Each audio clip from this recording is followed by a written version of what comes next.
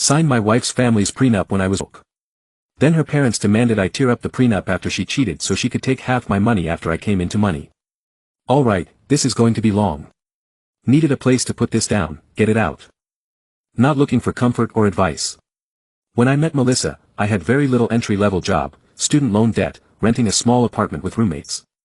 Her family, on the other hand, had money, not private jet every week, rich but comfortable, established. They owned property, ran a successful local business, lived in a large house in an affluent neighborhood. There was a clear disparity in our financial situations. We dated for about a year. Things seemed good between us when we started talking about marriage. That's when the other elements entered the picture. Melissa's parents, particularly her father, were very involved in her life and decisions. They weren't immediately hostile. But they were direct about their concerns regarding my financial state relative to Melissa's and their families. The word broke wasn't used to my face initially, but the implication was clear. They expressed that Melissa was accustomed to a certain lifestyle and that they had built their wealth through careful planning and protection. Marriage, they explained, involved merging lives and assets, and they needed assurances regarding their daughter's financial security and the potential impact on any future inheritances or family business interests. Their solution was a prenuptial agreement. This wasn't presented as an option or a suggestion.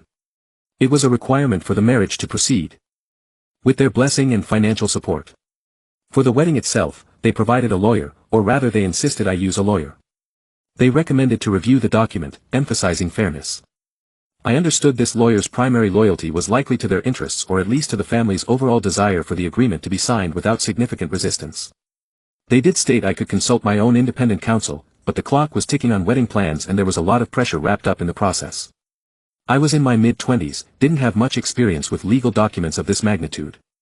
I certainly couldn't afford to hire a high-powered lawyer to negotiate against their representation. The lawyer they provided seemed competent but primarily explained the clauses without suggesting I push back or negotiate terms. Significantly, the agreement was straightforward in its purpose. In the event of a divorce, I would not be entitled to any of Melissa's premarital assets, any inheritance she received or any increase in value of her separate property. Crucially, and a point they emphasized repeatedly, I would also not be entitled to any share of future assets I acquired during the marriage that could be traced back to my income or investments beyond a very limited specific set of conditions that were difficult to meet. Basically, what was hers remained hers. What I earned was primarily mine and remained separate. And I had no claim on marital property distribution in the traditional sense if the assets were traceable to my efforts or investments. Alimony was also addressed.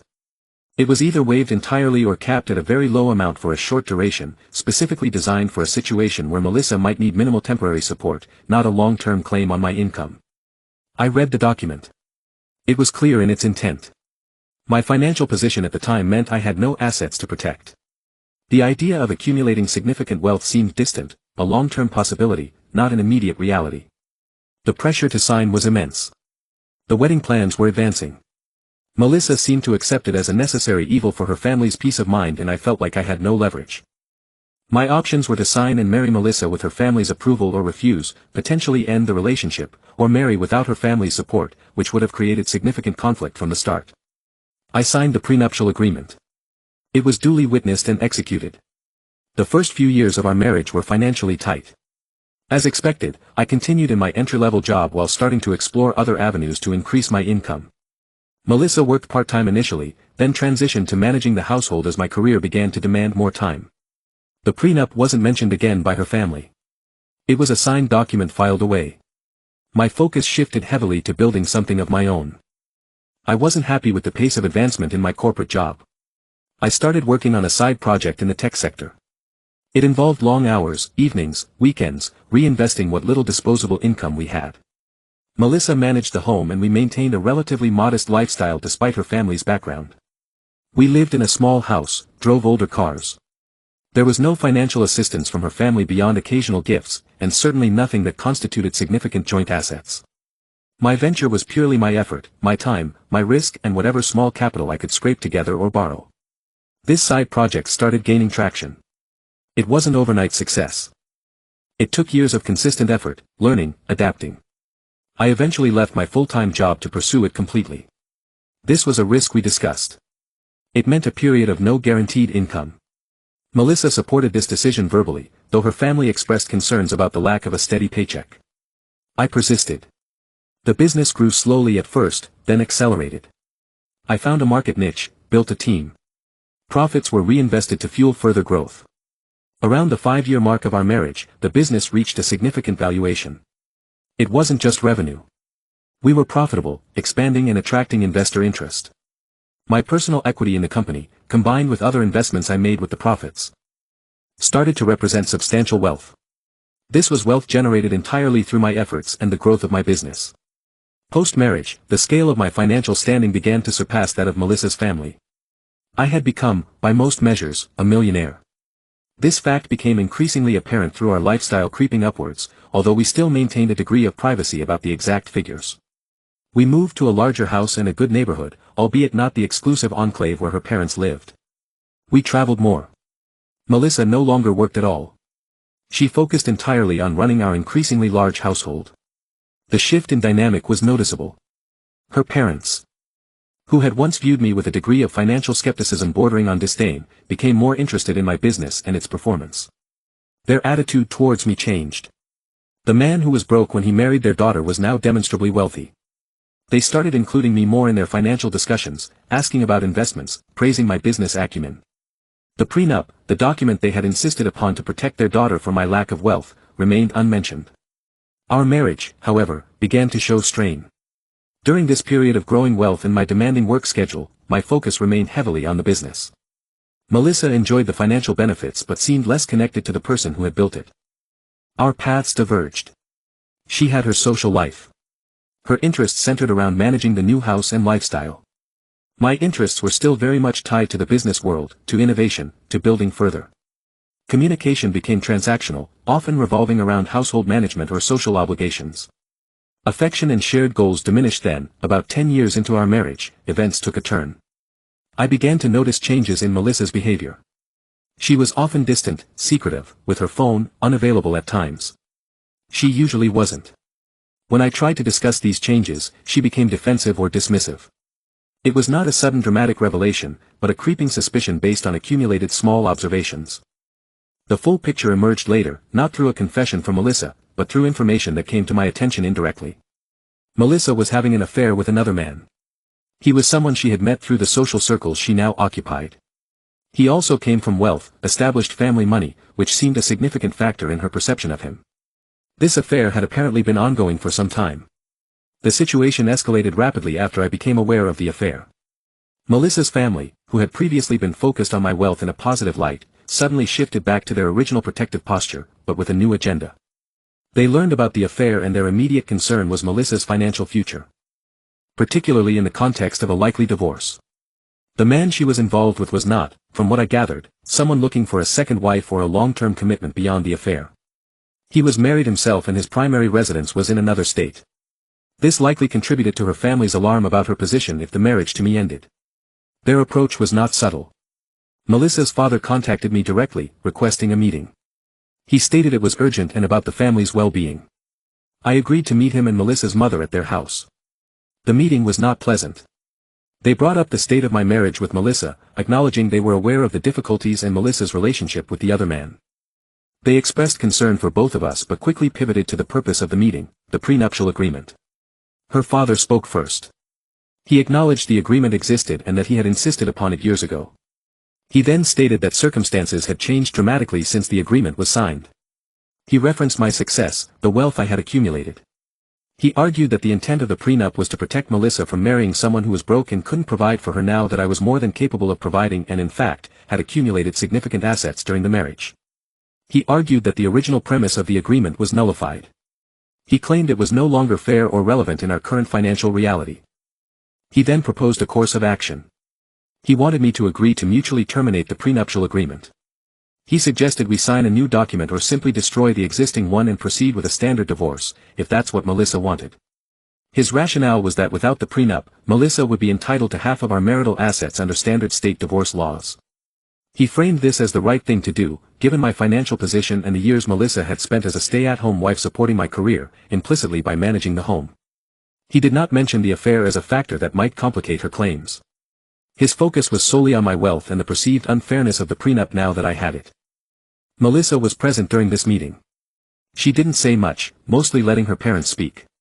When prompted, she stated that she felt the agreement was outdated and didn't reflect our lives now.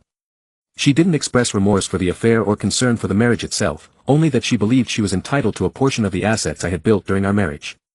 The implication was clear: she wanted to leave the marriage, be with the other man, or at least free to pursue that, and take a substantial financial settlement for me based on my current wealth. My response was direct. I listened to their arguments. When they finished, I stated clearly that the prenuptial agreement was a legally binding contract. It was drafted by lawyers, reviewed allegedly fairly by counsel and signed by both Melissa and me, with full knowledge of its contents and implications at the time, including its application to future acquired assets. I reminded them that they were the ones who had insisted on its existence and its terms, specifically because I was broke and to protect Melissa from any claim I might have on their wealth or her premarital assets. The agreement, I pointed out, was designed precisely for a situation where one party accumulated wealth independently during the marriage. It did not include clauses that invalidated it if I became wealthy. Its terms were intended to cover all scenarios, including the one that had now come to pass. I stated that I had upheld my end of the marriage by working and providing, and I expected the legal agreement we both signed to be upheld. I informed them that I would not agree to tear up the prenup, nor would I agree to a settlement outside of its terms. I stated that any divorce proceedings would proceed with the prenuptial agreement in full force and effect. The reaction from Melissa and her parents was one of disbelief and anger. They had apparently expected me to buckle under their pressure, perhaps out of a sense of obligation, fear of conflict or some misguided notion of chivalry. Melissa's father's tone shifted from persuasive argument to veiled threats. He mentioned potential lengthy court battles, public embarrassment and the cost of legal fees, implying they would tie me up in litigation trying to invalidate the prenup. I reiterated my position. The agreement was clear: I would defend it, and I had already consulted with my own independent legal counsel, who specialized in defending prenuptial agreements. I stood up, stated the meeting was over and left their house. Following this meeting, the situation deteriorated further. Melissa initiated divorce proceedings. Her legal representation, no doubt guided by her parents and their resources, immediately indicated their intention to challenge the validity of the prenuptial agreement. Their arguments were along the lines her father had used. The agreement was unconscionable due to the change in circumstances, my wealth acquisition. I had somehow coerced Melissa into signing it, despite her having counsel, a difficult argument to make, given it was their idea and the recommended lawyer, or that the terms were simply unfair. Now they sought significant alimony and a large portion of my assets as if the prenup did not exist. My legal team was prepared. We filed our response asserting the absolute validity of the prenuptial agreement. We provided documentation from the time it was signed, including proof. She had access to legal counsel, statements from her parents indicating their insistence on the agreement and the agreement itself with signatures. We argued that the change in my financial status was exactly the type of scenario the agreement was designed to address. It allocated risk and expectations regarding future earnings and asset accumulation. We highlighted that Melissa had been fully aware of the terms and had signed voluntarily. We also pointed out, factually and without excessive detail, the circumstances leading to the divorce filing, including the affair, not as grounds to deny her based on fault, which isn't always relevant in divorce settlements, depending on the state, but as context for the breakdown of the marriage, occurring while she was attempting to position herself for a financial gain contrary to the existing agreement. The legal process took time. There were filings, motions, mandatory mediation attempts that went nowhere because Melissa, guided by her parents and lawyer, refused to acknowledge the prenup's binding nature. My lawyers systematically dismantled their claims. They showed that Melissa had independent representation at the time of signing, that the agreement disclosed our financial situations accurately as they were then, that the terms regarding future assets were explicitly included and understood, and that the change in my financial circumstances was a result of my efforts and investments, not anything Melissa contributed financially or in terms of business effort. The argument of unconscionability due to changed circumstances rarely succeeds simply because one party became wealthy. The bar is very high and usually involves preventing the other party from having basic needs met, which was not the case here, given Melissa's family's resources. The court eventually scheduled hearings on the validity of the prenuptial agreement as a preliminary matter before addressing asset division or alimony. It became clear during these proceedings that Melissa's case for invalidating the agreement was weak. Her own past statements and the actions of her family in demanding the prenup years ago contradicted her claims of coercion or unfairness. At the time of signing, my legal team presented a strong case for upholding the contract as written. Facing likely defeat in court on the prenup validity, Melissa's legal team shifted tactics slightly but still refused to settle according to the prenup's terms. My lawyers advised me to remain firm. The prenup was my defense and, as it turned out, a very effective one. The judge ultimately ruled on the validity of the prenuptial agreement. The ruling was unequivocally in my favor. The court found that the agreement was validly executed, both parties had legal representation or opportunity for it, there was full disclosure of assets at the time and the terms were not unconscionable at the time of signing. Crucially, the court stated that the subsequent accumulation of wealth by one party, especially when explicitly addressed by the agreement's terms regarding future assets, did not render the agreement unconscionable or invalid. Years later, the prenuptial agreement was upheld in its entirety. This ruling determined the framework for the rest of the divorce. According to the upheld prenup, Melissa had waived most of her rights to my future acquired assets and significant alimony. Her legal team tried to argue for some exceptions or minimal support, but the agreement was very restrictive. The final divorce decree reflected the terms of the prenuptial agreement.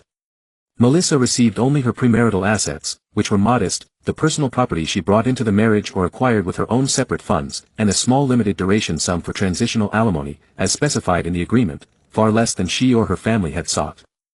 She received none of my business equity, none of my investments and none of the increase in value of my assets acquired during the marriage. The wealth I had built remained mine, protected by the document her family had forced upon me. This outcome had significant consequences for Melissa as a stay-at-home wife. For many years she had not maintained a career or developed independent significant income earning potential. During the period of my financial growth, she was accustomed to a high standard of living funded by my wealth, but she had no claim on that wealth. After the divorce, due to the prenup, the assets she left with were minimal. Simultaneously with the divorce proceedings reaching their conclusion, or shortly thereafter, Melissa's relationship with the man she had the affair with also ended. From what I gathered through the people, he was not intending to leave his own marriage or integrate her into his life beyond their affair. When her divorce from me became final and she did not secure a large financial settlement, her situation became less appealing to him. He ended contact. She was left without the affair partner and without the financial security she had anticipated from the divorce. With no substantial assets of her own and no income, she was left with limited options. The large house she had been living in with me was mine and remained mine. The lifestyle she had grown accustomed to was gone. Her family, who had pushed this whole situation and the challenge to the prenup, were wealthy, but their assets were also protected. While they could, and presumably did, provide her with a place to live, she was essentially starting over with very little of her own. The outcome of the divorce left her financially back where she was before marrying me, arguably worse off because she was older and lacked recent work experience. The reports I received through mutual acquaintances were that she moved back into her childhood bedroom in her parents' large house. She had no independent means, no job, and her attempt to leave the marriage for financial gain and another relationship had failed on both counts. As for me, I had the wealth I had built, the business, the assets, but the marriage was over. The decade plus of my life spent with Melissa, the shared history, however flawed it became, was concluded. The process of the divorce, the legal battles, the confrontation with her family and the realization of her actions had been draining. The marriage ended. Melissa was left penniless relative to the lifestyle she had living back with her parents. I was left with the wealth I had built alone. That is the sequence of events, from signing a prenup because I was broke through building significant wealth, facing a challenge from the very people who insisted on the prenup, to having that agreement upheld and the subsequent fallout for everyone involved. It happened, it is done. No real emotion attached to writing this now, just stating the facts of what transpired. Needed to write it down somewhere.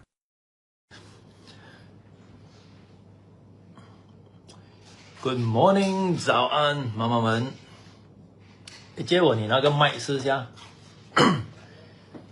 你们收到了这个 Oxford Dictionary Pen 没有啊 ？e-commerce 就是上次 Kobe Daddy 跟这个 e-commerce 配合，然后开卖的这个 e-commerce。